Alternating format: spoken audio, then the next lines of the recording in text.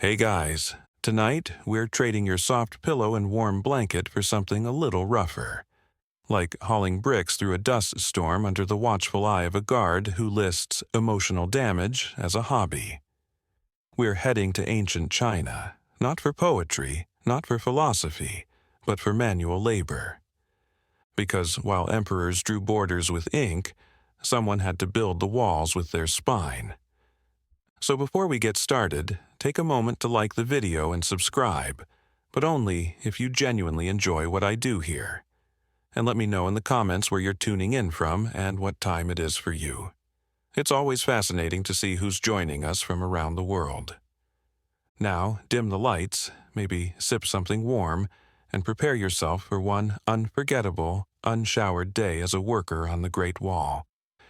No safety gear, no lunch breaks, and definitely no overtime pay. Just endless stone, brutal weather, and the creeping suspicion that your bones might end up in the wall if you complain too loudly. Let's begin.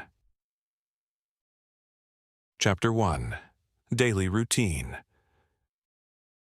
Early bird gets the brick. Congratulations, you've been drafted. Not into an army, not into a guild, into something far worse. A centuries-long, government-funded nightmare known as the Great Wall Construction Crew. No ceremony, no uniform, just a barked name, a rough shove, and the sudden realization that your village was a lot cozier before the imperial tax collector showed up with a clipboard and a list of unlucky names. Yours included. Your new home? A half-collapsed tent flapping in the wind, jammed between a rock, a hard place, and 400 equally miserable strangers who all smell like old rice and wet leather. No mattress, no pillow, no door, just packed earth, itchy blankets, and the deep knowledge that you are not going to get comfortable. Ever again.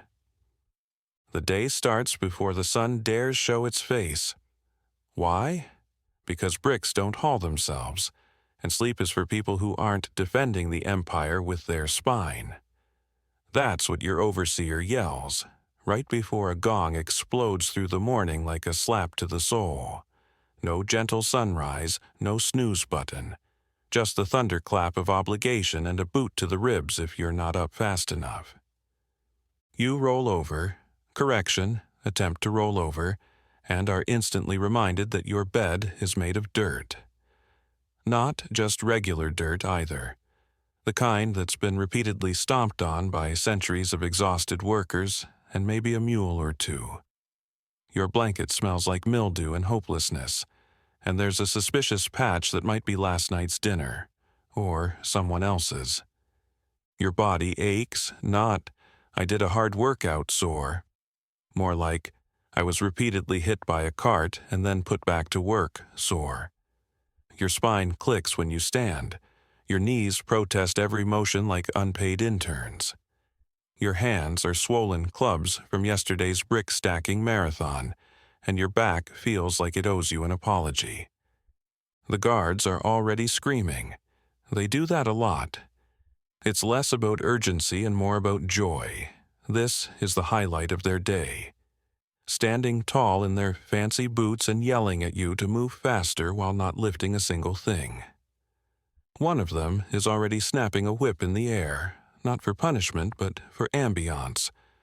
You lurch upright, teeth chattering if it's winter or sweating buckets if it's summer. The weather, by the way, does not care about your feelings. Sub-zero wind slicing through your tunic? Perfect. Sun blasting your scalp like a fire god's curse. Even better. Either way, your body is unprepared, underdressed, and already regretting being alive. As you shuffle out with the others, a fog of human misery clings to the group. No one talks. Talking requires energy. And energy is something you spent all of yesterday lifting stones the size of small donkeys while being yelled at for breathing too loudly. The smell hits you next. A glorious perfume of stale sweat, foot rot, smoke, and that one guy who insists he doesn't need to bathe because he's naturally clean. Spoiler, he's not. The latrines overflow. The food scraps rot in the heat. Your own body is a walking museum of grime. You make your way to the food tent, or, more accurately, the wooden slop counter under a tarp that used to be white before it met the wall. Breakfast is being slung into bowls with all the love and care of someone scooping gravel into a bucket. If you're lucky, you get a portion without visible insects. If you're unlucky, the insects are moving. As you eat, standing because seating is for the privileged or the dying, you can see the wall in the distance, a jagged spine of misery crawling across the mountains. It looks majestic from afar. Up close, it looks like death by 1,000 bricks. You sigh. You have to be there in 20 minutes. And yes, that's on foot. So you begin your morning shuffle, half march, half funeral procession. You're not alone. Hundreds of laborers lurch across the landscape like zombies in straw sandals. Mud sucks at your feet, dust gets in your throat, and every step is a negotiation with your joints. The guards ride horses. You carry tools. Sometimes the path is uphill. Sometimes it's worse, downhill in snow, while dragging a wheelbarrow full of stone chunks that the foreman insists they aren't that heavy, even though he's never lifted one in his life. Along the way, someone collapses. A young guy, maybe 15, drops like a sack of beans. Dehydration? Heat stroke? Who knows? The guards poke him with a stick. No response. They shrug. He'll get up when he's hungry. They move on. You move on, and then you arrive. The wall looms, a half-finished monster of brick and bone that stretches farther than the eye can see. It's not just a barrier, it's a promise that your body will be used up, chewed up, and added to the mortar if you so much as breathe the wrong way. You take your place at the foot of the latest segment. Someone hands you a shovel. Another drops a load of bricks at your feet with a thud that rattles your ribs. The overseer yells something motivational like, "Move or die," and with a grunt, the day's true labor begins. Breakfast of Champions. Let's talk about breakfast, because even the condemned get a final meal. And you, lucky conscript, get one every morning. That's right. It's the most important meal of the day, assuming you define important as mandatory suffering in a bowl. You've just been screamed awake, trampled through dirt that smells like defeat, and now you're lining up for food, which is less of a dining experience and more of a Soviet-themed endurance challenge. The kitchen, if you can call it that, is a shack that leans slightly to the left, held together by prayer, spit, and bad intentions. Inside, a man with fewer teeth than fingers stirs a pot the size of a wine barrel with a stick that probably doubles as a fire poker. The smell wafting out is complex. Part burnt millet, part old shoe, with top notes of despair. Your bowl is a dented scrap of tin someone probably died holding. It's cold to the touch, which is impressive considering the fire's right there. You shuffle forward, hold out your ration, and get ladled a helping of the infamous breakfast sludge, wall porridge, now with extra grit. It's not just that it tastes bad, it's that it tastes like it remembers tasting good several dynasties ago. The texture is what happens when hot glue mates with gravel. Somewhere in the mix is water, somewhere. But mostly it's boiled millet that's been reboiled, re-fermented, forgotten, insulted, and finally reheated for your convenience. On a good day, there are vegetables. Well, vegetables. A wilted scallion. A slice of turnip that gave up. Once someone found half a radish and the cook celebrated like they'd struck gold. Then they charged extra. But the real culinary highlight? Surprise protein. No, not meat. What are you, an aristocrat? No, today's protein is a bug, a crunchy, winged tragedy that fell in last night and couldn't find its way out. You consider fishing it out, but honestly, it might be the most nutritious thing in the bowl. And then the grains. Ah, yes, the grains. Coarse, whole, sand-coated. Because everything is sand-coated, your fingers, your bowl, your soul. And in case you were wondering, no, the sand is not some artisanal seasoning. It's just what happens when you grind wheat between two rocks with all the finesse of a horse kicking a barn door. You chew slowly, because chewing too fast results in chipped teeth. And in this camp, a chipped tooth is a death sentence delivered by a bowl of porridge. Ancient Chinese dental care is a thrilling combination of vinegar rinses, ground bark, and hope. So you chew like an old man trying not to break his last molar on a nail. Next up, water. Drink is a generous word. What's in your cup is technically fluid, but it has the flavor profile of a shallow pond after a long summer. Murky, lukewarm, slightly chewy, filtered only by wishful thinking and gravity. There's a floaty thing in it.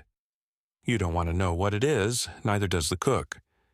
You drink anyway, because dehydration means passing out in front of a foreman. And that ends with you being used as a footstool until you regain consciousness or expire. Either way, your bowl gets handed to someone else. Waste not, want not. You glance around at the others. A sea of hollow eyes and slurping mouths. Everyone eats in silence. Not because it's respectful, but because talking risks inhaling the porridge and no one wants to die choking on the one thing they hate the most. Occasionally, you'll hear someone mutter a joke. Usually something like, "At least the rat didn't fall in today." But no one laughs. Because the rat did fall in yesterday, and everyone still remembers the taste. There's no second helping, no coffee, no tea, no, "Ooh, could I get that medium boiled with a sprinkle of salt?" You eat what you're given, lick the bowl like it owes you money, and wipe your mouth with your sleeve. Because napkins are a luxury reserved for the dead. Once, a man complained about a roach in his food. The guards beat him with the ladle. The ladle. It left a dent in his forehead. He still eats here, by the way. Just a little slower now. There are rumors of real food out there. One guy says his cousin once worked on the emperor's palace wall and got rice with eggs. Eggs. Another swears he saw pork, actual meat, on a guard's plate once. Then again, he was hallucinating from heat stroke at the time, so his credibility is soft-boiled. But here, on your stretch of the wall, food is function. Calories to keep you upright, carbs to keep you alive, protein to keep your muscles sore. Flavor? That's for the generals. As you scrape the last gelatinous glob of porridge from your bowl, you realize something profound. This is the high point of your day, the highlight, the oasis in a desert of shouting, hauling, and muscle cramps. You savor the aftertaste of salty sand and sadness. The guard screams again, time to move. You tuck your bowl into your sash, grab your tools, and prepare for the morning march. Your stomach feels half full, your mouth tastes like boiled rope, and a single fly lands on your lip and dares you to care. Breakfast is over. Joy is fleeting, and the wall waits. March of Misery. You've eaten your breakfast, congratulations. You are now 30% porridge, 40% regret, and 100% behind schedule. The guards are already yelling again, which is how they communicate even when they're not mad.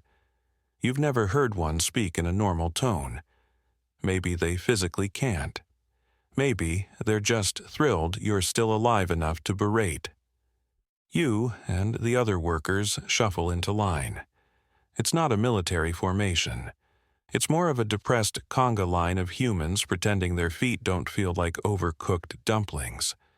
You're already carrying a tool on one shoulder, a bundle of rope across the other, and dragging a rickety wooden cart filled with mysterious building materials that might be stone, might be someone's uncle.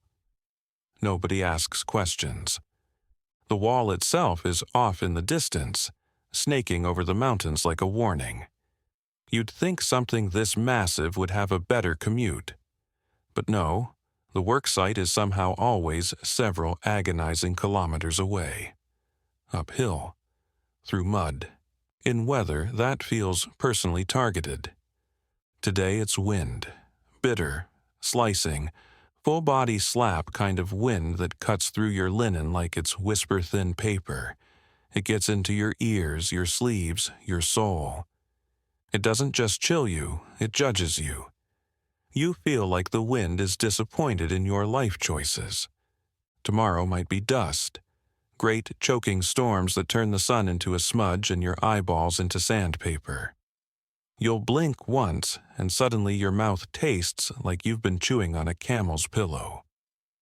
Rain is worse. Rain makes the path slick, the cart sink, and your boots, if you're lucky enough to have them, fill with the cold, wet soup of failure. The wall doesn't care if the ground is mud. It just expects you to keep moving. And so you do, because stopping means the guards notice you. And being noticed is never good. The march isn't fast. It's not supposed to be. Speed implies urgency. What this is punishment with scenery. You trudge past gnarled trees, haunted rocks, and skeletal outposts where other wall crews used to be, until they weren't. Somewhere along the trail, you hear the creak of a wheel giving out. A cart tips over. Bricks tumble. The man pulling it groans. The guards don't help, they just yell. Then they make everyone help. You all get to restack the fallen load while being informed that this is your fault, your problem, and also somehow an insult to the emperor. Once everything's back in place, the guard motivates you by reminding everyone that late workers get evening duties, which, fun fact, are somehow worse than daytime ones.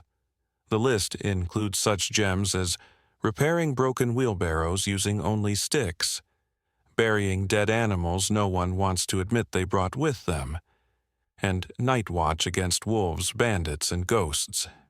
You'd laugh, but you're too tired to summon the facial muscles. And also, last week someone did get bitten by a ghost, or at least something that didn't leave tracks. As you march, you try not to look too alive. That just attracts attention. You master the art of neutral suffering. Eyes down, shoulders bent, body language that says, "Please assume I'm already dead inside." Conversations? Almost non-existent. Sometimes you exchange a grunt with the guy next to you. Occasionally, a muttered curse at a stone that tripped you. Every now and then, someone starts singing an old village song to keep rhythm. But they stop when the guard reminds them that joy is not part of the contract. Your legs begin to go numb around kilometer 3. You pretend that's a good thing. No feeling means no pain. No pain means you're fine. Right? Wrong.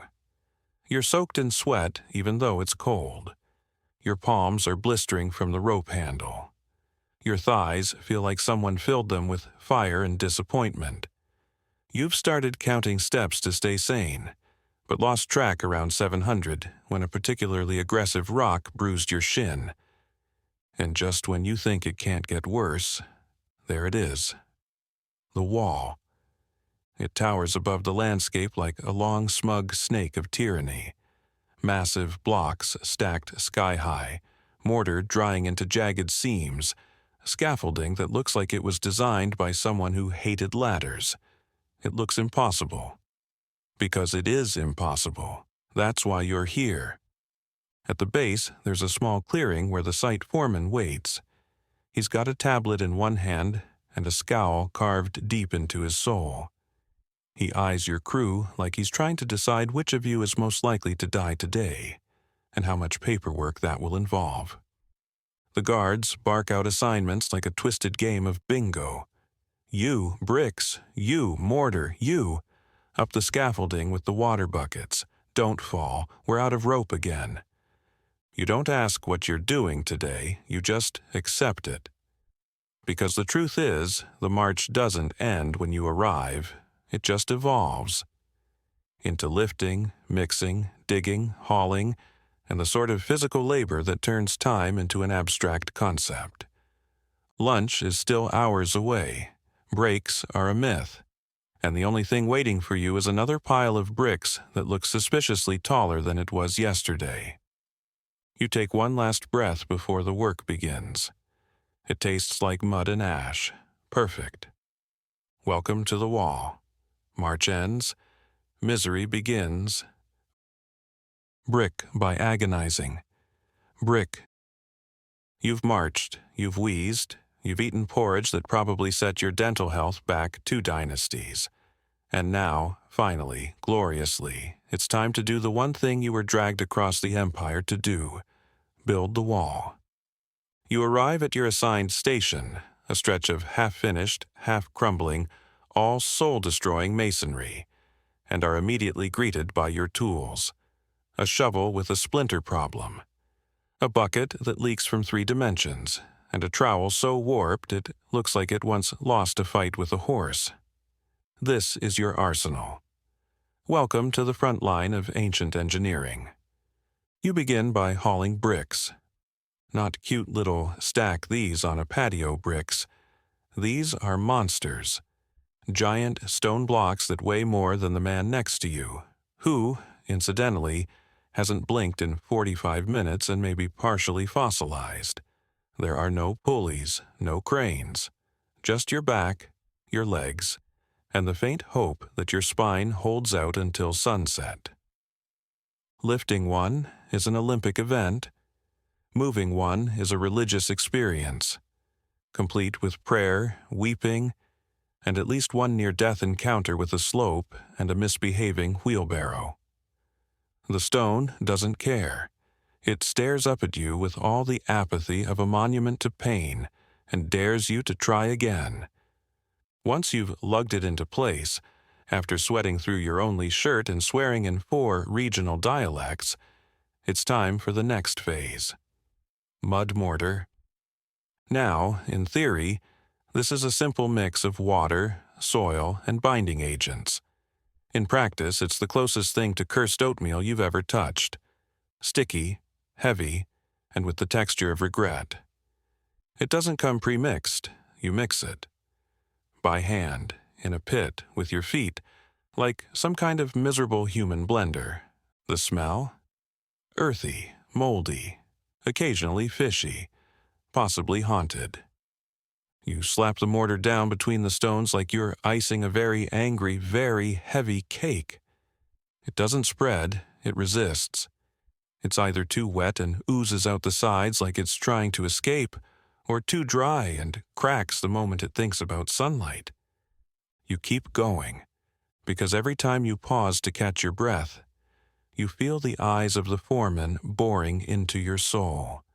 He's standing up on a shaded platform, arms crossed, drinking something suspiciously cold, and yelling helpful phrases like, "Faster," and "That brick's crooked, do it again," and "If you die, die neatly."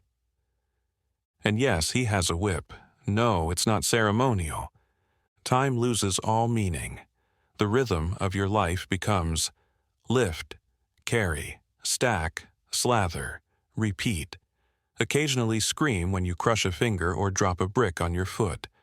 There's no sympathy. The other workers just glance over to see if you're still breathing, then go back to their own brick-based existential crises. Somewhere in the distance, a man on scaffolding drops his bucket. It hits the ground with a wet thunk and explodes like a mud grenade. The guard assigned to that section just shrugs and tosses another one up. Problem solved. Meanwhile, your muscles are staging a rebellion. Your shoulders have disowned you. Your forearms are cramping like they've seen their own obituary. Your back feels like someone replaced your spine with a string of broken rocks. And your hands? Calloused, blistered, and permanently shaped like you're holding a ghost brick. There is no ergonomic anything. Your posture is atrocious. Your knees sound like snapping twigs, and somehow, despite all the dust, your sweat keeps flowing, forming little rivers down your back, into your eyes, and straight into your boots, which are now half mud, half despair.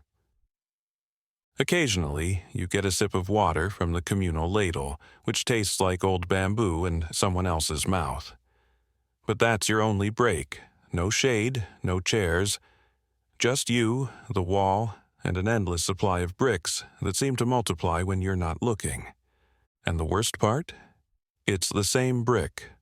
Over and over. You stack one, and it looks just like the last one, and the next one. It's like building purgatory. You forget what variety is.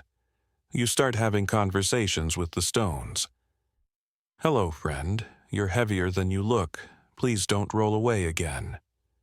Sometimes, when you're lucky, a chunk of mortar crumbles and the wall shifts slightly. You panic. Everyone panics. The guards shout.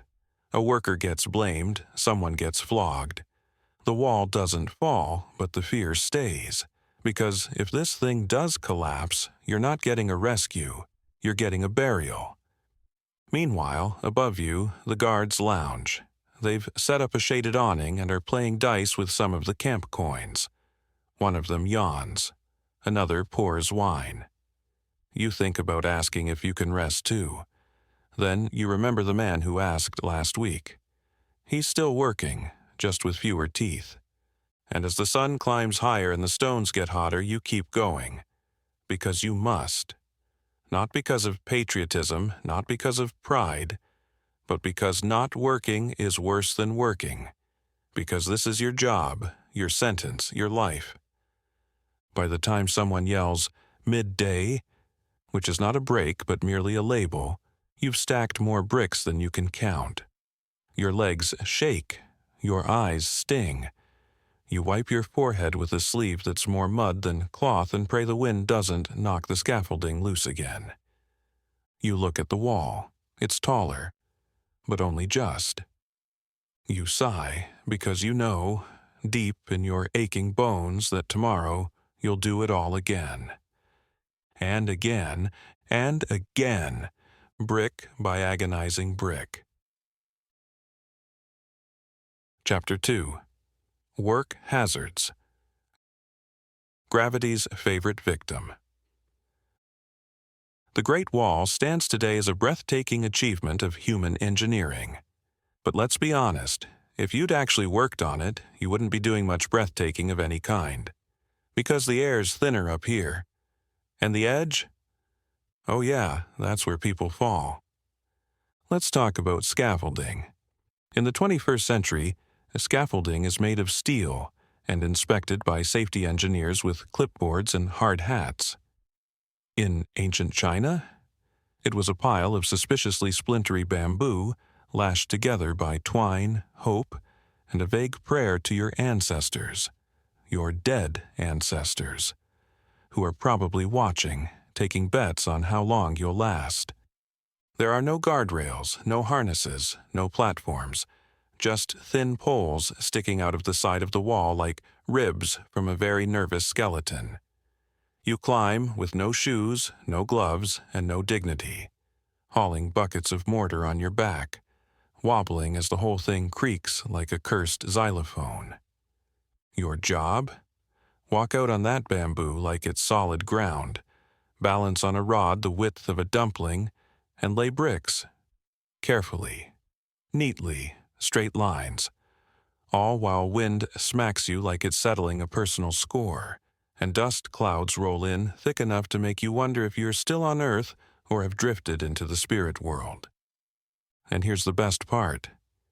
If you fall, there's no net, no emergency crew, no man-down whistle.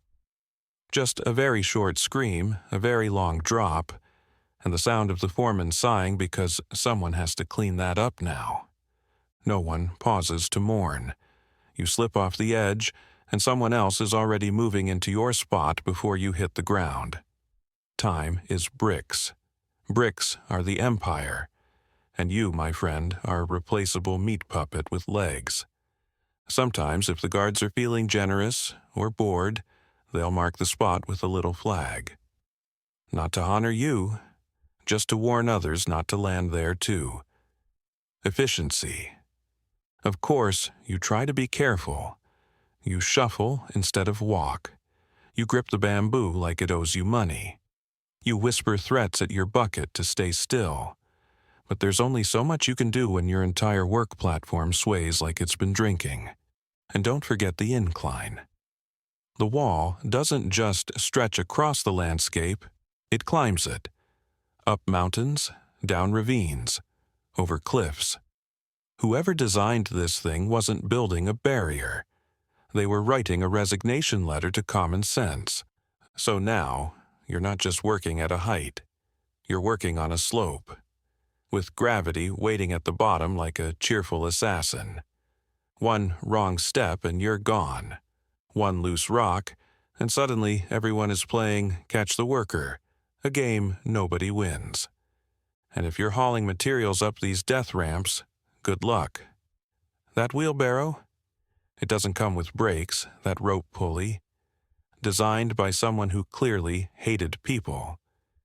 You haven't known true fear until you've watched a stone slab the size of your torso slip its knot and start rolling toward you like it's auditioning for a horror film. Every day is a balancing act between productivity and physics. Spoiler, physics usually wins. There's one guy, everyone has a version of this guy, who got dizzy mid-haul and pitched right off the side. Didn't even scream. Just vanished. The legend says his brick kept going without him, like a tribute. The guards marked it as acceptable loss. His bowl was reissued the same afternoon, and you'll see the warnings. Not painted signs, mind you, just bloodstains. Dried, faded, but still there. A quiet reminder from gravity. Hello, I'm always here, watching, waiting. Oh, and just in case you thought getting off the scaffolding meant safety, nope. Down below is just as bad. Stacks of bricks teeter at odd angles. Pits of mortar bubble like tar traps. And you haven't lived until someone drops a bucket from 10 meters up and it misses your skull by a sneeze. You're one misplaced shout away from a live-action example of what crushed under labor really means. And if you do survive a fall, well, congratulations. You're not dead. You're just broken, in a place with no doctors. The response to your injuries will depend on how useful you are. If you're strong, they might patch you up with a dirty rag and a handful of herbs that may or may not be dried fish scales. If you're weak, they'll give you two choices: go back to work or go back to the ground. Either way, you're contributing. Meanwhile, the guards sit back, chew dried meat, and casually place bets on which section of scaffolding will collapse next. It's their version of game night. No one's wearing helmets. The only safety harness is superstition. And the only thing between you and a 10-meter nosedive is your own untrained sense of balance and the prayers you forgot to say this morning. So yes, the Great Wall is impressive, massive, majestic, awe-inspiring, and built one terrified, untrained, falling worker at a time. Brick by brick, drop by drop. Tools of the trade, weapons of mass injury. If you thought the work was dangerous, wait until you meet the tools. The imperial government, in all its architectural ambition, apparently allocated zero budget for worker safety and exactly 3 coins for equipment, 2 of which were spent on bribing someone to look the other way when your shovel snapped in half mid-use. Your toolbox, less precision instrument set, more pile of sharp objects someone found near a burned-out barn. Let's start with your mallet. It's a splinter-covered nightmare, dry as old firewood and balanced like a drunk goat. No padding, no grip, just splinters and risk. If you hit something wrong, congratulations. You now have a hand injury to go with your foot blister. If you hit it right, your wrist still vibrates like it's trying to send Morse code for "please help." Next up, the chisel. Oh, the noble chisel, once the pride of artisans. Now, it's a blunt, half-bent wedge that looks like it was forged during a lightning storm by a toddler. You're supposed to use it to shape stone, but more often, it shapes you, usually in the form of slicing open your palm when it slips for the 8th time that morning. Sharpening it? With what? The only whetstone in camp was reassigned last week by a guard who needed it to trim his toenails. The wheelbarrow is a miracle of design, if that design was a cruel joke. One wobbly wheel, handles that splinter with every bounce, and an axle that screams under even moderate weight like it's being exercised. The load is never balanced. It's either too heavy, too tall, or too full of loose rocks that shift at the worst possible moment, usually just as you're navigating a narrow mountain path with a cliff on one side and a guard yelling, "Faster!" from the other.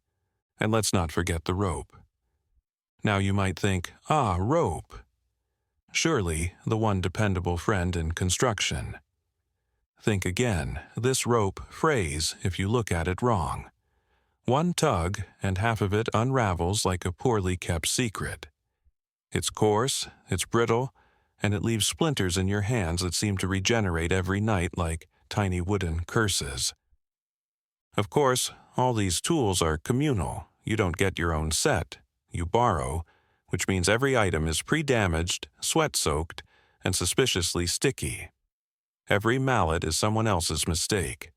Every shovel is a war veteran, retired from real use and forced back into action out of spite. There's no training, no tool safety 101. Just a shrug from an older worker and a cryptic warning like, "Don't grip it near the chip or near the handle or use it on stone." Actually, don't use it. And somehow you still do. Because if you don't, the work doesn't get done. And if the work doesn't get done, the guards assume you're slacking, and then guess what? You get to meet a new tool, the punishment stick. Very effective, not ergonomic. Injuries happen fast. First comes the thumb smash. One distracted moment while hammering mortar and bam, you've turned your hand into a badly cooked dumpling. Then there's the classic toe stub, except in your case, its giant slab of granite slides off the cart and tries to amputate your entire foot. Most common of all, the misjudged chisel swing, a proud tradition passed down through generations. You aim for the edge of the stone, you hit your knee, you scream. Everyone else just nods like, "Yep, been there." You might think, well, at least there's a medic, right? Number.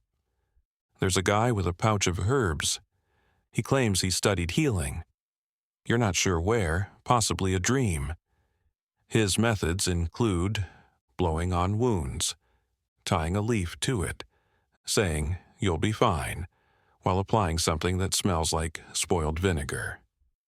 If you're lucky, he offers liquor. Not for cleaning the wound, for making you forget it exists. Minor wounds get ignored. Major wounds get downgraded to mild complications. And infections. That's your body telling you it's time to think about the afterlife. You're expected to return to work as soon as you can stand, or hobble, or crawl. As long as you can hold a shovel, even if your arm's only connected by spite and scar tissue, you're in business. Want to rest? Better find a hiding spot. The foreman doesn't believe in recovery. He believes in progress. And if you slow it down, there's always someone younger, stronger, and marginally less injured ready to take your place. At least until they take a chisel to the thigh and you're back on the rotation. It's not just the tools that are dangerous. It's how you're forced to use them. You're balancing on scaffolding with a hammer in one hand, a bucket in the other, and your foot pressed against a log that's slowly sliding out from under you. The supervisor yells, "Hurry up!" like that's going to help. You nod, you smile, you mutter curses under your breath. Then the chisel slips, the log shifts, and you narrowly avoid becoming a historical footnote titled, "Worker Who Became Wall Decoration."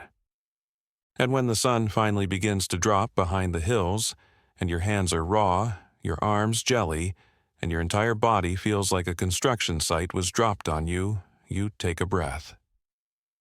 Then you trip over the mallet you forgot to move. Because of course you do. Part 3. Whether or not you're working. You know what makes building a massive stone wall across unforgiving mountains even more fun? The weather. Because the Great Wall didn't politely stick to temperate zones. No, it was flung across deserts, forests, valleys, cliffs, and tundra like a cosmic dare. And no matter where you were stationed, the weather had one job, to make sure you suffered. Let's start with summer. Imagine waking up in a tent that's already 30 degrees Celsius at sunrise. It's not even light out, and you're sweating through your one and only shirt. By midday, the sun is less warm and nourishing, and more sky fireball actively trying to poach your brain. Your job today? Carry bricks the size of tombstones up a slope that's hotter than your fever dreams. The sun bounces off the white stone like it's trying to cook you from above and below. You can see heat waves rising from the ground. Your lips are cracked. Your skin is blistering. Your sweat has stopped. Not because you're cool, but because your body has officially run out of fluid and is filing a resignation notice. You wrap a cloth around your head for shade, but all it does is trap the heat and turn your scalp into a slow cooker. There are rumors of a guy who tried to hollow out a watermelon rind and wear it like a helmet. He got eaten by ants. Not fast, just gradually. You don't stop for water, not because it's not hot, it's always hot, but because the water is rationed. You get one ladle at noon. If you're lucky, it's only lukewarm. If you're unlucky, it's fermented. You drink it anyway because you need to live long enough to die from something else. Now, flip the coin. Winter. Winter on the wall isn't cold, it's vengeful. The kind of cold that's not content to freeze your skin. It wants your bones, too. You wake up on a bed of frost-covered straw with icicles on your eyelashes and regret in your lungs. Your nose bleeds. Your fingers won't bend. You try to pee and it sounds like a frozen tree branch snapping. Your boots, if you're lucky enough to have boots, are stiff as stone and lined with last week's socks, which are currently indistinguishable from jerky. You layer up with everything you have. Your shirt, your cloak, your personality. Whatever keeps the heat in. But it's not enough. The mortar freezes before it sets. The bricks slip from your fingers, numb, stiff, barely responsive. And the wind, oh, the wind. It howls across the wall like a banshee on commission. It doesn't just blow, it accuses. Every gust feels like a slap from your ancestors yelling, "Why didn't you dodge the draft?" But guess what? You still have to work. Because, as the foreman says with his nice warm coat and cup of boiled tea, the Mongols don't care if it's snowing. Funny, you haven't seen a Mongol in months. But you've seen your own breath. Constantly. Even indoors. Spring and autumn? Don't get too excited. Spring is mud. Rivers of it. It seeps into your shoes, your tent, your tools, your soul. Everything squelches. You try to lift a wheelbarrow and instead lose your entire boot. You work in slow motion because every step is a gamble. You don't know if it's dirt, mud, or a cleverly disguised sinkhole. Autumn brings wind. Not a breeze, not a gust. Wind, constant, relentless. It whips your face, fills your ears, and turns dust into projectile weapons. You cough so much your ribs feel bruised. You squint through the grime, taste sand in your molars, and wonder if eyes are even necessary for bricklaying. Then come the monsoons. Because what's better than laying stone? Doing it under a torrential waterfall falling sideways. The camp turns into a swamp. Tents collapse. Tools vanish in puddles the size of canoes. Mortar doesn't set, it swims. Everything that isn't nailed down floats away, and the guards just yell louder as if volume can hold back the rain. Some genius suggests tying animal hides over the scaffolding for shelter. The hides collect water like buckets, then rupture at random intervals, drenching workers below in freezing sludge. One guy was nearly drowned by a collapsing tarp. He didn't even notice. Too tired to care. You try to protect yourself. You do. You tie straw to your shoes, wrap your legs in burlap, rub goose fat on your cheeks because someone's grandma swore it helped. You look like a lost scarecrow that rolled through a butcher shop. But if it keeps your face from freezing off, fashion can wait. There are no weather delays, no storm warnings, no shelter in place. Just pick up that brick or pick up a beating. One guy tried to sit out a thunderstorm.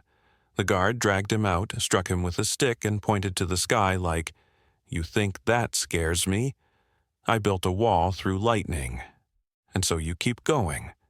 Sunstroke, frostbite, soggy shoes, chafing in places you didn't know could chafe.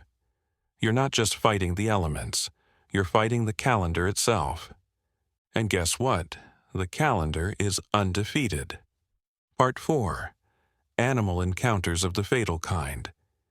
You thought the Great Wall's biggest threats were the bricks, the weather, or maybe the occasional accidental drop off a cliff. Oh no.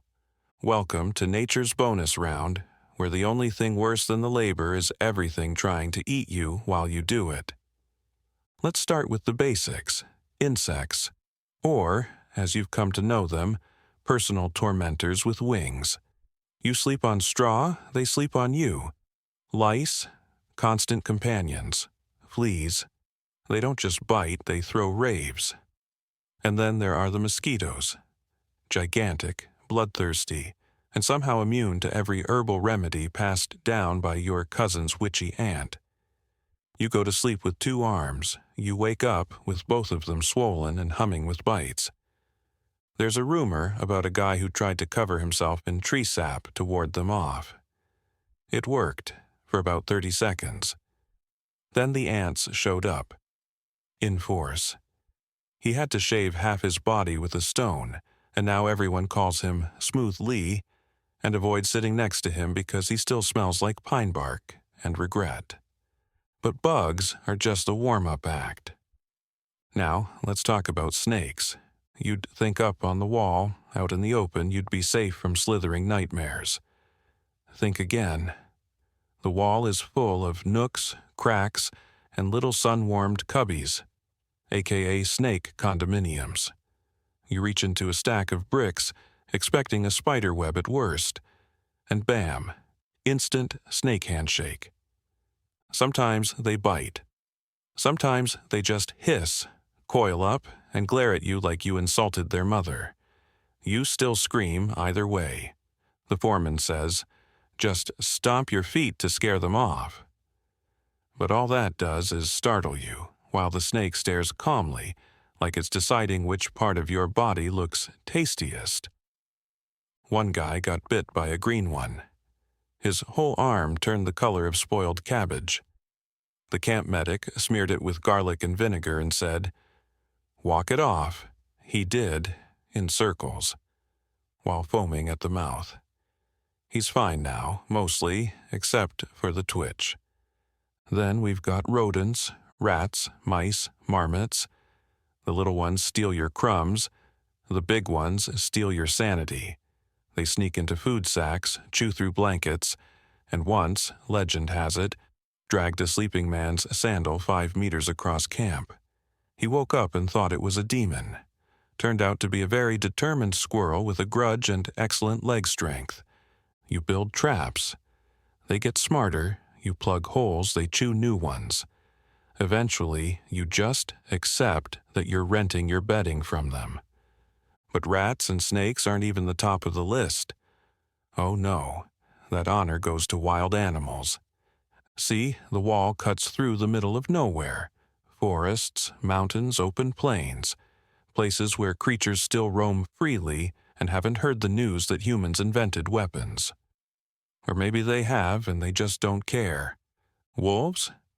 Yeah, they show up. Especially at night. One moment you're trying to sleep, the next you hear growling outside your tent and realize your dinner scraps may have sent out a scented invitation. If you're lucky, they take the food. If you're unlucky, they take your foot. Then there are the bears. No, really, bears. Not the cuddly ones from storybooks. These are ancient, mean, and built like war machines. A few workers tried to scare one off with torches once.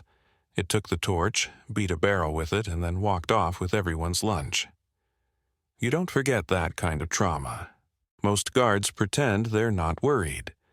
But then why are they the ones with the sharpened spears and reinforced tents while you're curled up in a rat buffet under a scrap of wool? Even the birds are aggressive. Crows, hawks, vultures, circling overhead like it's a buffet line and you're the main course. Nothing quite boosts morale like watching a vulture land on a half-buried worker, peck him, then flap away as if to say, soon. And don't forget the smaller horrors. Centipedes, toads, wasps the size of your thumbnail. One guy sat down to pee and discovered a hornet's nest inside the latrine log. We don't talk about him anymore. He walks funny and refuses to use anything that buzzes. At night, the animal noises blend into a background track of dread. Howls, rustling, chittering, growling, like a haunted orchestra. You don't sleep deeply. You sleep with one eye open and one stick in hand, praying it'll be enough to scare off whatever's sniffing around your toes. And in the morning, you rise to find fresh tracks near the camp. Big tracks, paw prints, claw marks, bite-sized bone fragments that weren't there yesterday. You tell the guard. He shrugs. That's nature, he says before walking off and locking his tent flap with a bronze pin. It's easy to forget, but the wall wasn't just built through wild land, it invaded it. Cut through animal territory like a blade. You're not just a worker here, you're the intruder. You're the slow-moving, two-legged snack no one invited. So you stack your bricks, you mix your mortar, and you keep glancing over your shoulder. Not for the foreman this time, but for whatever else is hungry. Chapter 3. Escape Attempts. The fine art of running for your life. South, you've had it. You've hauled stones until your spine forgot what the straight felt like. You've eaten more sand than porridge. You've been bitten by something you can't identify, possibly twice. And now a rat just stole your dinner. Your shoes don't fit anymore because your feet have evolved into swollen bricks, and your bunkmate snores like a dying ox. It's official. You're done. And so your brain, starved of nutrients, overcooked by sun, and rattling from endless shouted instructions, makes the leap. What if I just left?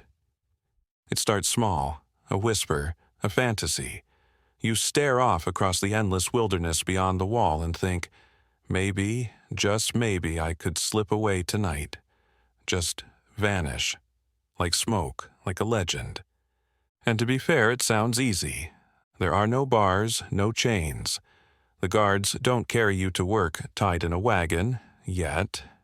It's just you, your feet, and your burning desire never to hear the word mortar again. So you start to plot. Step 1. Wait for nightfall. Everyone's exhausted. The guards have eaten their fill and are half drunk on rice wine. The camp is dark, save for the flickering firelight casting long shadows against the tents. You lie there, pretending to sleep. clutching a stolen rice ball like it's a compass to freedom. Step 2. Get past the perimeter, which, unfortunately, isn't just an open path to liberty. It's a ring of snoring men, half-built carts, and a tangle of brush designed to stab you in the leg with every step. You try to slip silently. You fail. Something rustles. You freeze. A goat coughs in the distance. You move again. You're outside. And for a moment, everything feels possible. There's no yelling, no bricks, just the cold, fresh scent of wild grass and the illusion of hope. You start walking, then jogging, then full-on sprinting because suddenly you hear something behind you, and your brain assumes it's either a guard or a tiger, and either way, run. But here's what you didn't consider in your brilliant escape plan. You have no food. You have no map. You don't know which way leads to safety and which leads straight into an Imperial patrol camp or a canyon. Your only shoes are made from woven regret, and your ankles are already crying for backup. But sure, you're free. Congratulations. Except now it's freezing. Because in the mountains, temperatures drop at night like a vengeful emperor's mercy. Your breath fogs in the air. Your limbs are stiff. Every rustle in the bushes sounds like something with teeth. And the stars, while beautiful, offer zero navigation advice. They just sparkle like distant laughter. By hour 2, you've tripped over 6 roots, stepped in something wet and unidentifiable, and your rice ball is gone. Dropped somewhere back in the dark, now probably being eaten by a very smug raccoon. By hour 4, you're hallucinating. You think you hear cheering. It's your future self, applauding your bravery. Or possibly a bear. Either way, your survival odds are dropping faster than your body temperature. And then you hear it, the rhythmic stomp of boots, the unmistakable jangle of weapons. A guard patrol, and just like that, your quiet fantasy of freedom turns into a full-blown panic dash through unfamiliar terrain. You leap over bushes, crash through trees, and trip dramatically down a small embankment into a puddle you hope isn't full of snake eggs. They don't even have to run. They just follow the crashing sounds, the wheezing, and eventually the sobbing. Because let's face it, you didn't escape. You took a very cold, very muddy detour back to where you started, plus some extra bruises and a new appreciation for oxygen. Eventually, you're caught, dragged back into camp by the scruff of your shirt like a naughty cat that peed on the stove. The other workers don't look up. They've seen this before. You're the 4th this week. The guards don't say much either. Because they're saving their breath for later, for when they show you exactly what happens to escapees. But that's a tale for the next part. For now, you sit in the mud, soaking wet, empty stomach rumbling, heart pounding, staring up at the flickering wall in the moonlight. Still standing. Still waiting.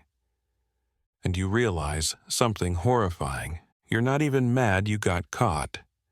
You're mad because, deep down, you know you'll probably try again. Punishment worse than the job. You tried to run, and now you're back.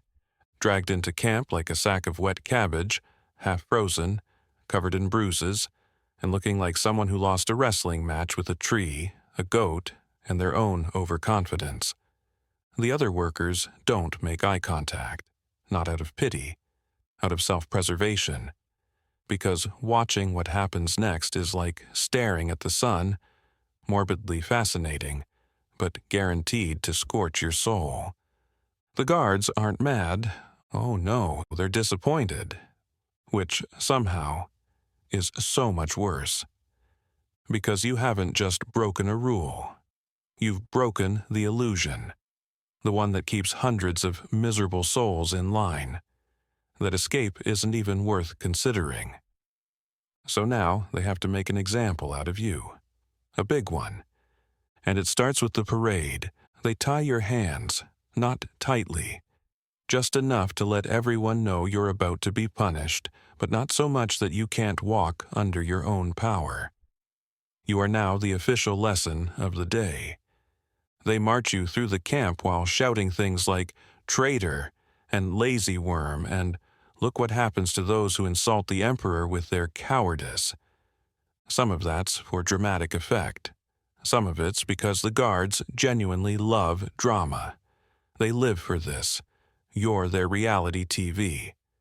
You shuffle past your friends, past your tent, past the wall you bled on yesterday, and you realize with a sinking chill that this punishment isn't just physical.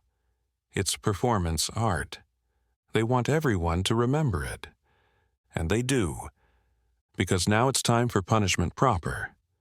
Option 1, public beating, classic, time-tested, always trending.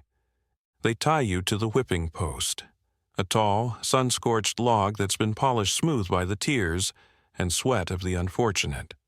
The crowd gathers, not because they enjoy it, but because not watching is suspicious, and suspicious people get attention. A guard steps forward. He cracks the whip in the air first, always for drama, for flair, for fear. Then it starts, and you learn something new.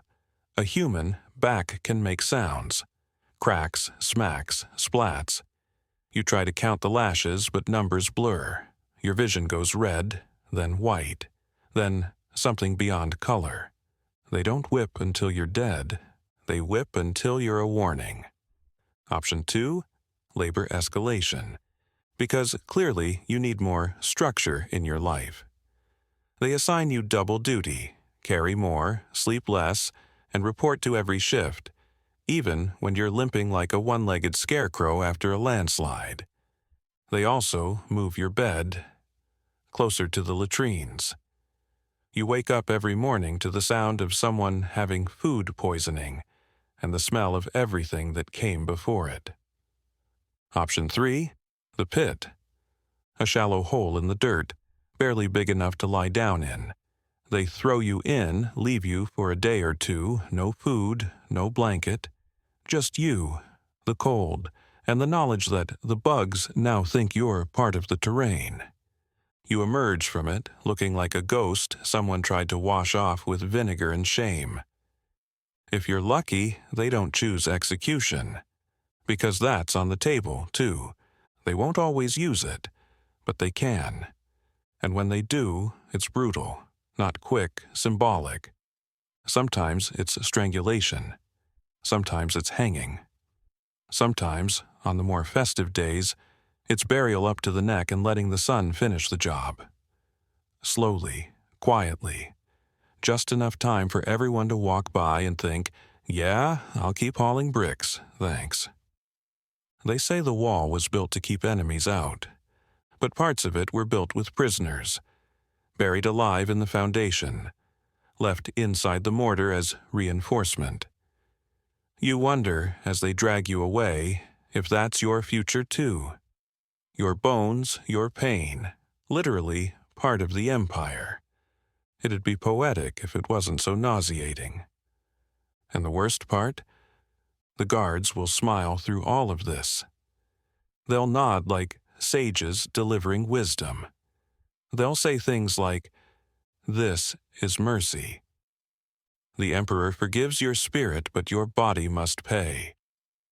Pain builds discipline.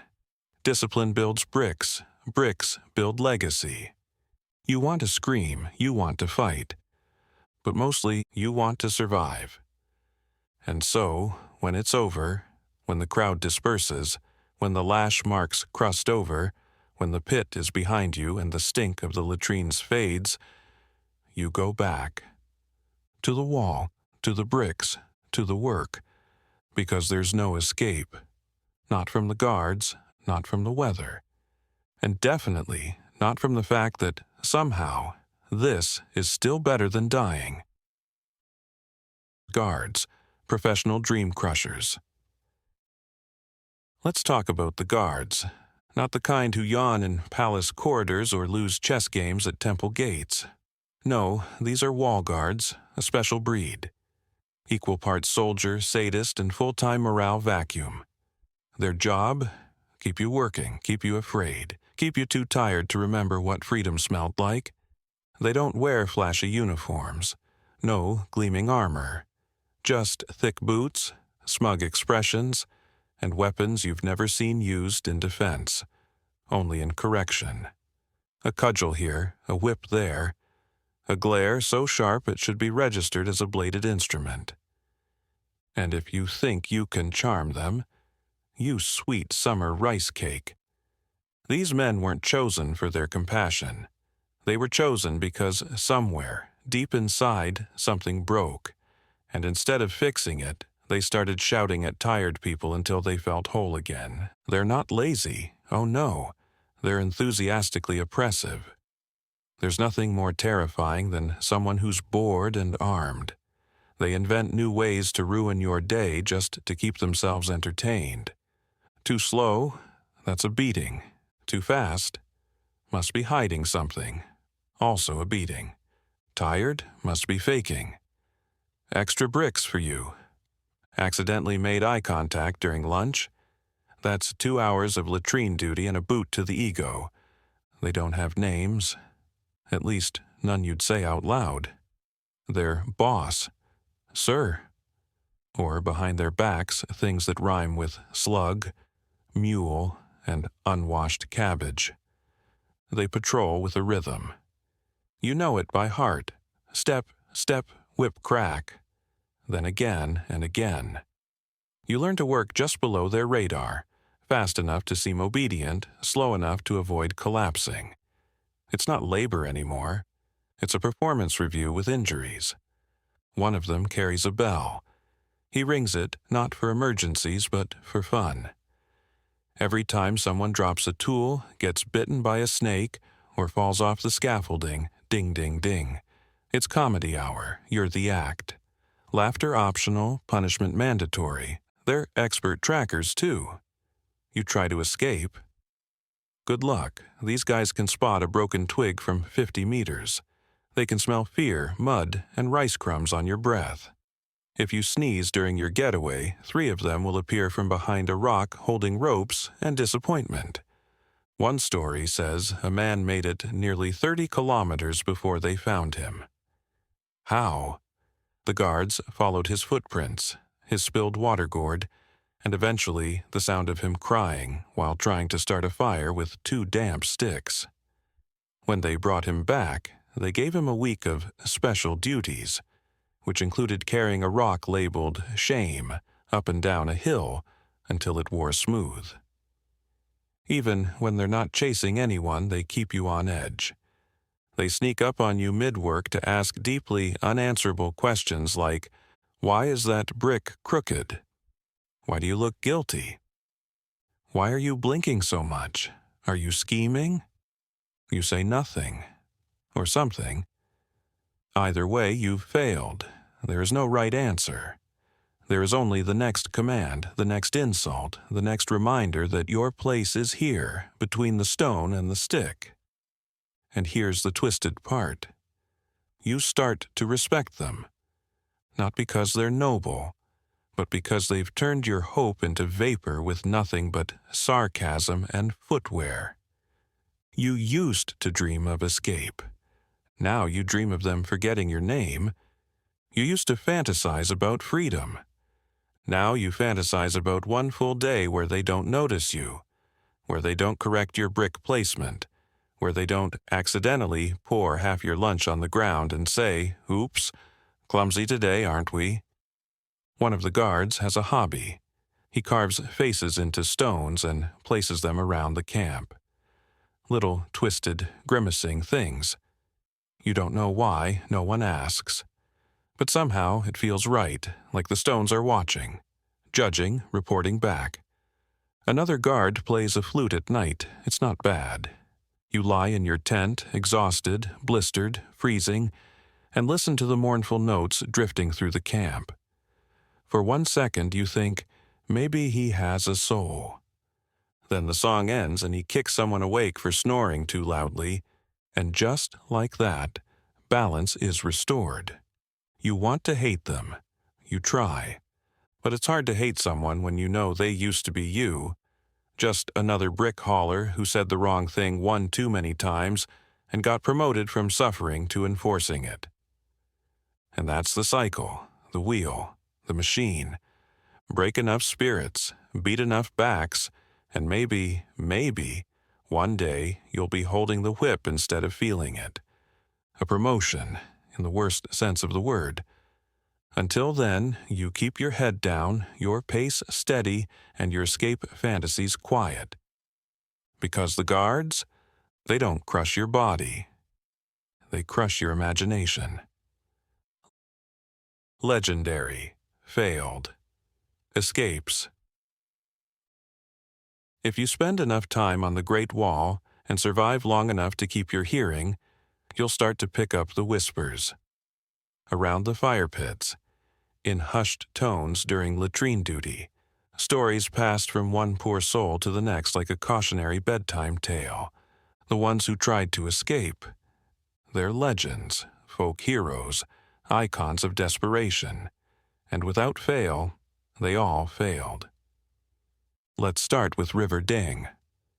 A brick hauler from the southern provinces, known for his quiet demeanor and uncanny resemblance to a scarecrow left out during typhoon season. Deng had a plan. Steal a small cart, fill it with hay, and float down a nearby river under cover of night. You know what doesn't float well? 200 kilos of poorly chopped firewood. A cart missing one wheel. Dung. He got about 6 meters downstream before the whole contraption flipped over. He washed up half a day later next to the guard's laundry tent. His punishment? Forced to carry water jugs back up the same riverbank.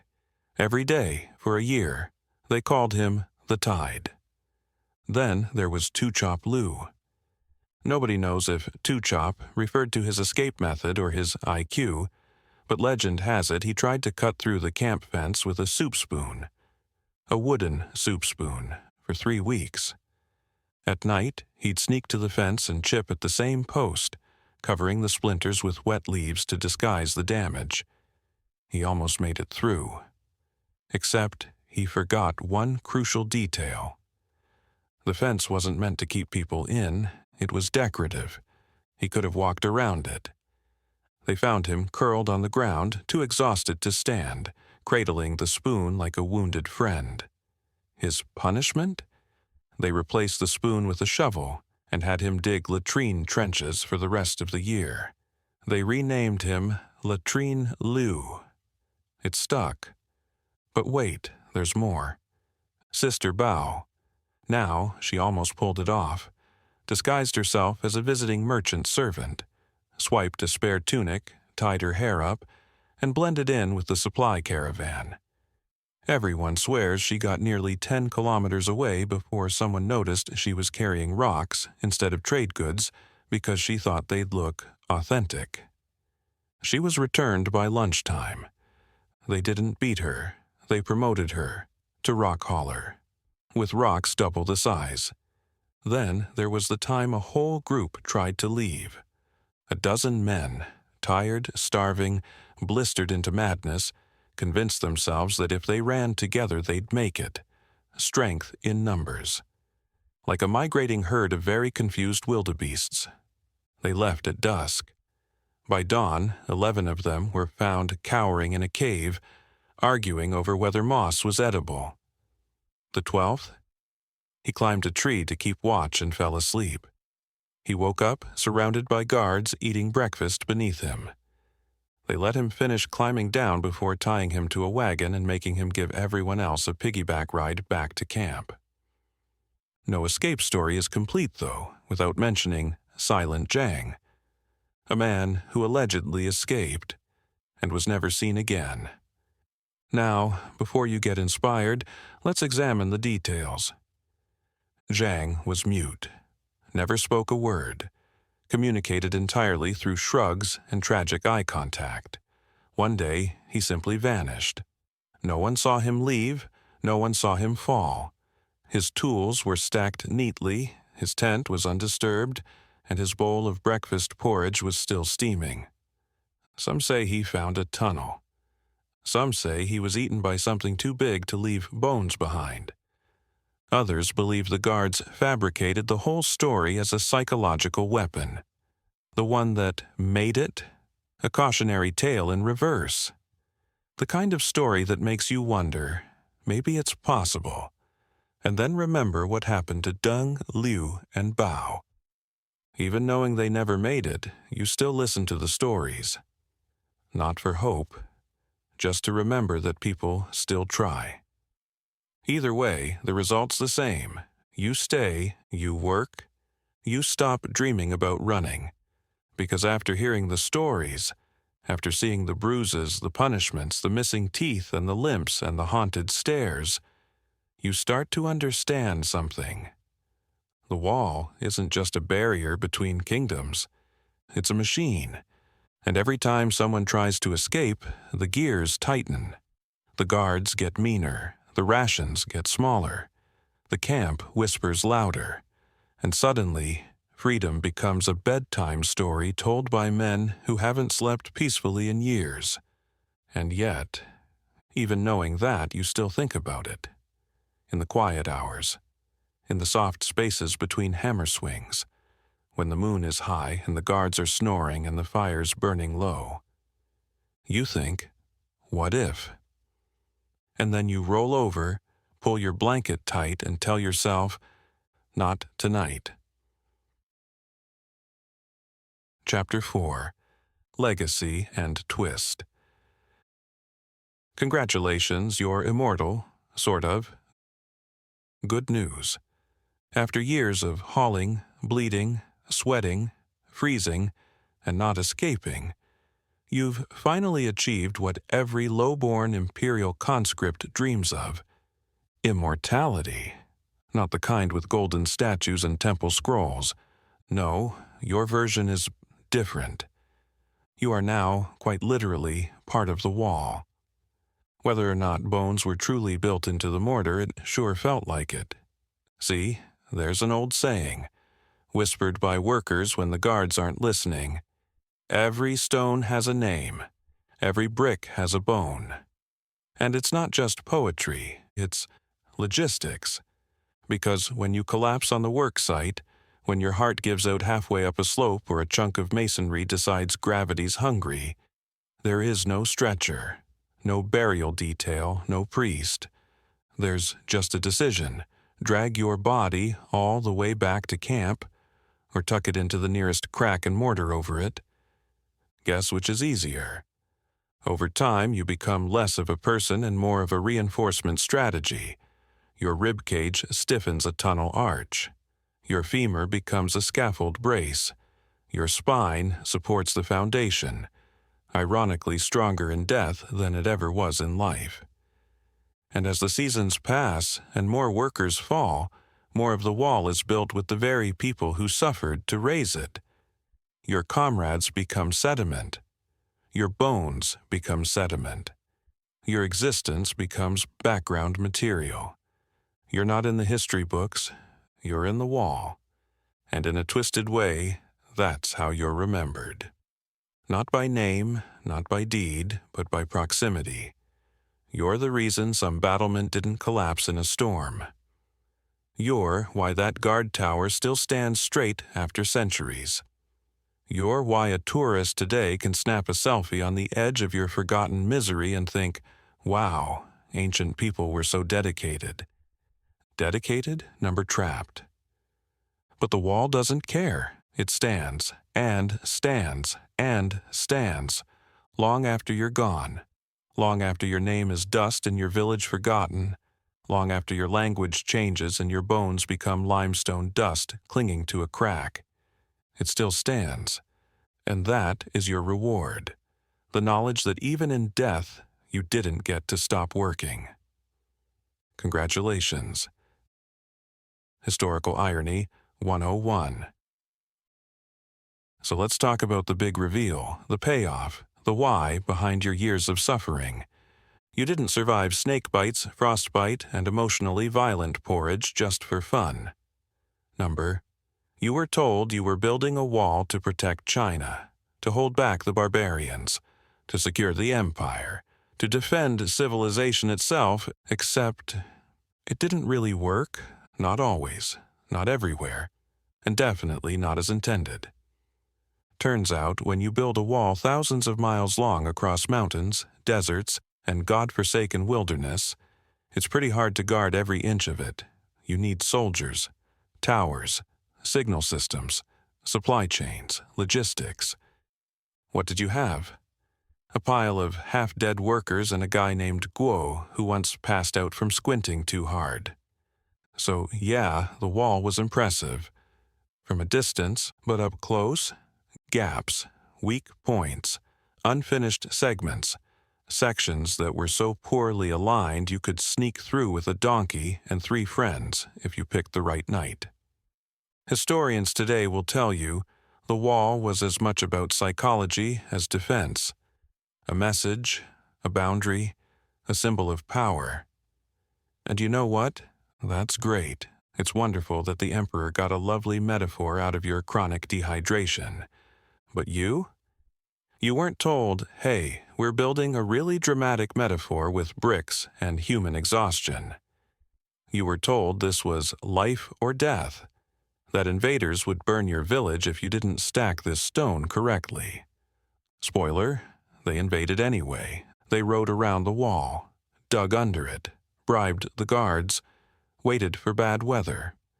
Sometimes they just walked up and said, hi, and half the garrison surrendered because the nearest reinforcements were 3 provinces away and hadn't been paid in 6 months. The Great Wall wasn't a force field. It wasn't magic. It was a very expensive suggestion made of rocks and optimism. And here's the irony that hits hardest. You weren't even building a single wall. You were building a patch on a section of a reconstruction of a segment from a dynasty that got conquered anyway. That's right. The wall wasn't one project. It was a rolling disaster of upgrades, repairs, demolitions, and, oops, this part collapsed in the rain again. Your generation built one bit. The next tore it down and replaced it. The one after rebuilt your bit and called it new. Eventually, someone paved over your grave with bricks imported from somewhere else and called it a renovation. And yet, the wall endured. Not because it worked, but because it looked like it worked. It made rulers look strong. It gave people something to believe in. It made future dynasties say, wow, our ancestors really cared about national security, while quietly drafting another 10,000 laborers to fix the holes. You died thinking you were protecting your homeland, but you were marketing, and that's the part no one tells you. The wall did protect something, not from Mongols, not from raiders, but from doubt. From the terrifying truth that sometimes even empires don't know what they're doing. So they build something huge, impressive, and deadly. Not because it solves the problem, but because it looks like they tried. And you're still buried in that effort. One body in a million, one line in a myth. They called it a masterpiece. But you called it Tuesday. Part 3. Modern tourists versus ancient builders. Flash forward a few thousand years. The empire is gone. The dynasty is dust. Your village is a footnote. Your bones, assuming they weren't used to prop up a staircase, have dissolved into the mortar like yesterday's bad decisions. But the wall, still here. Only now it's not patrolled by guards. It's visited by tourists. Thousands of them, every day. They come in sandals, in selfie hats, with water bottles that somehow stay cold all afternoon. They arrive in air-conditioned buses, fresh from hotels with clean sheets and 6 kinds of dumplings on the breakfast buffet. They don't march, they glide, up cable cars, along paved walkways, across neatly restored parapets where the bricks no longer bite, and the wind just feels refreshing. They laugh, they pose, they sit on the same stones you bled on and say things like, "It's not that steep." Can we get Wi-Fi up here? Babe, take a picture of me pretending to fall. They pay entrance fees to stroll over centuries of suffering, snap a few shots for their social media, and leave with t-shirts that say, "I climbed the Great Wall," which is generous, considering they used an escalator. You watch them.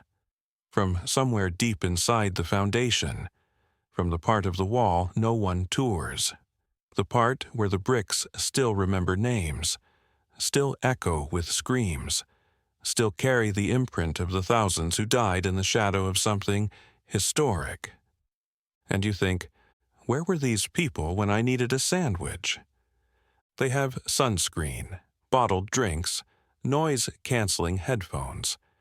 A woman passes by with a neck fan and a small folding umbrella to block the sun. A sun umbrella. You, meanwhile, once tried to shade yourself with a flattened basket and nearly got lashed for attempting to nap with vegetables. They stop to admire the view.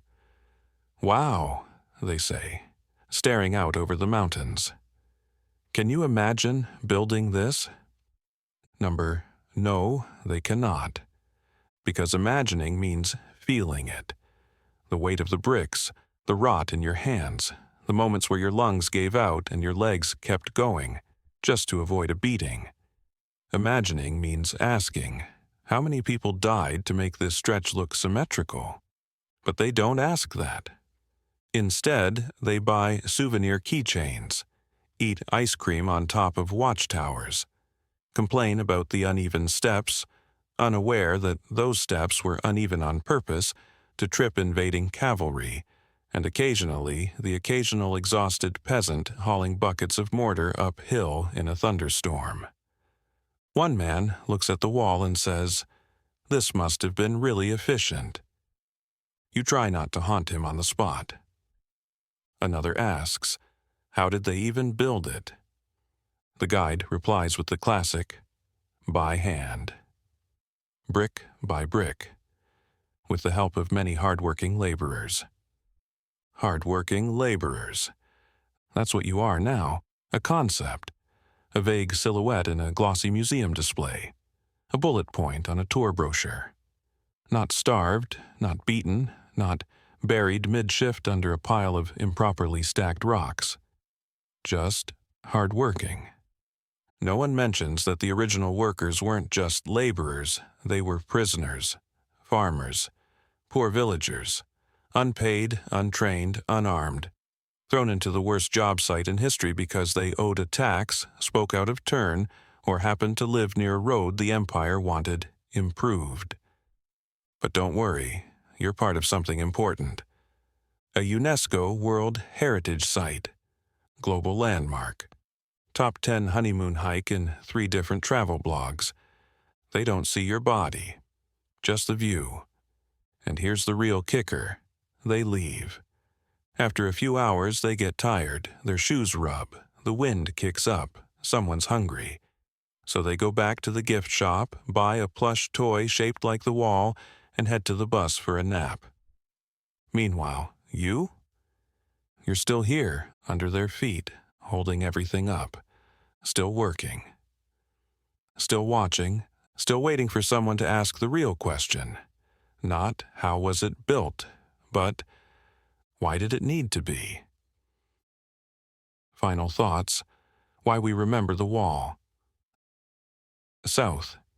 You've hauled the bricks, endured the weather, failed the escape, dodged the snakes, eaten the porridge, survived the guards. And now, finally, it's night again. The fire crackles low. The wind has quieted, just enough for your heartbeat to stop sounding like a war drum in your ears.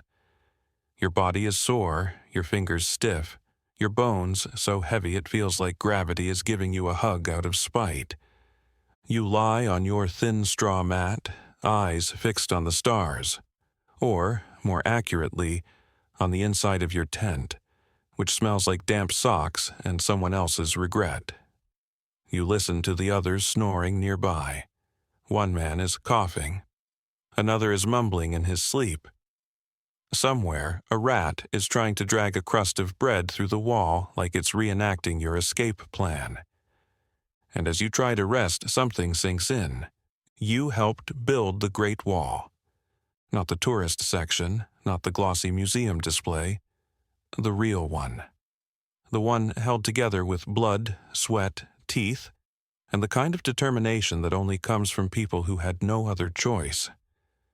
You weren't a hero. You weren't a soldier. You weren't remembered by name. But you showed up. You lifted. You bled. You stayed. And long after you're gone, long after your name fades, your village is lost to time, and your bones become part of the scenery.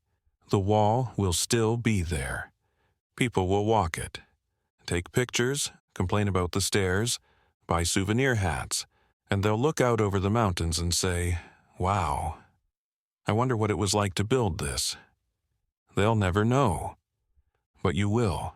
You'll know what it was like to carry stones in the snow, to sweat through cracked hands under a scorching sun, to cough through dust storms and sleep next to wild animals and eat food that might technically count as a biohazard, to think about running, to try, to fail, and to return to the wall anyway, because that's just what you do.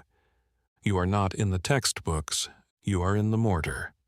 The wall didn't protect you. No one did, but you protected the idea. You kept it standing. And tonight, as you close your eyes, aching in every cell, wrapped in the same blanket you haven't washed since last dynasty, know this.